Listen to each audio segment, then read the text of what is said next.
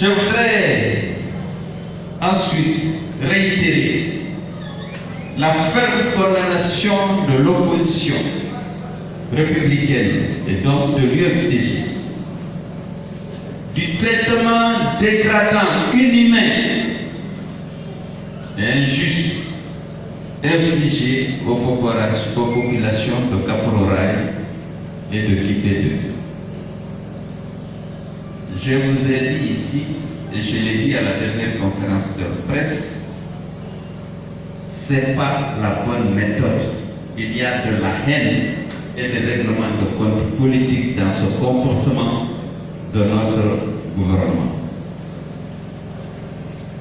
J'ai rappelé que le schéma directeur de la ville de Conakry a été adopté en 1988 et promulgué en 1989. C'est-à-dire qu'il y a 30 ans. Ce qui n'a pas appliqué jusqu'à présent devrait faire l'objet d'une réévaluation pour savoir si c'est toujours pertinent de le faire. Et une étude d'impact de l'application de la mesure devrait dégager les coûts et les risques que l'application du décret aurait provoqué. Pour qu'en toute responsabilité, l'État prend la décision. J'ai dit même si la décision est de récupérer les domaines, c'est-à-dire que c'est urgent, c'est important que l'État récupère les domaines occupés par les citoyens, y compris ceux qui étaient là avant la promulgation du schéma directeur de la ville de Conakry.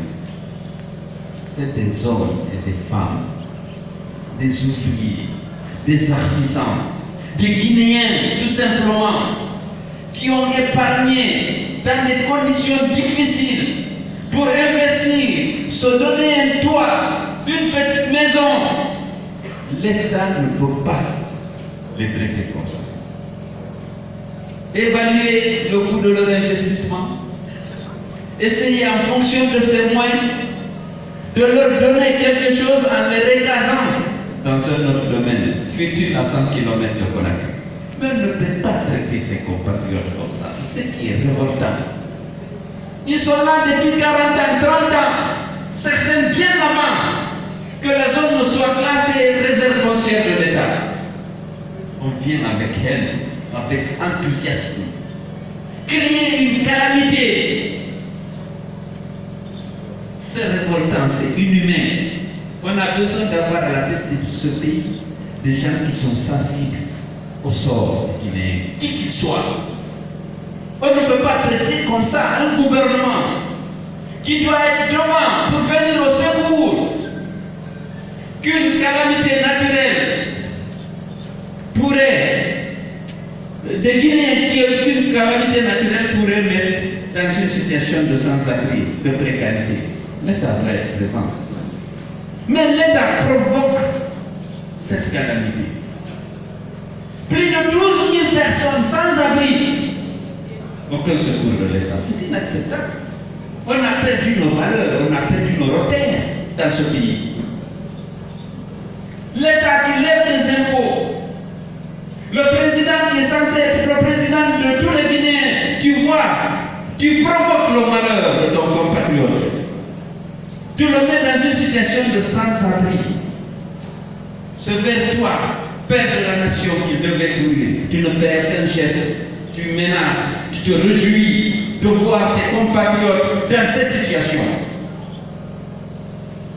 Nous sommes mal gouvernés. Ce n'est pas possible. C'est la haine et le règlement de compte politique, malheureusement.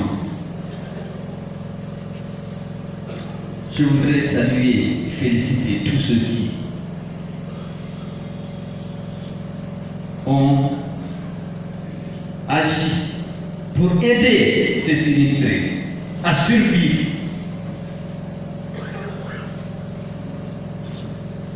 Lorsque je vois un être humain souffrir comme ça, en tant qu'être humain, je ne demande pas de quel parti ou même de quel pays il est. Je ne vais pas intervenir pour les sinistrés de Sierra Leone. Mais pour les Guinéens, comme ils sont réputés être de l'FDG, ça n'existe aucun geste.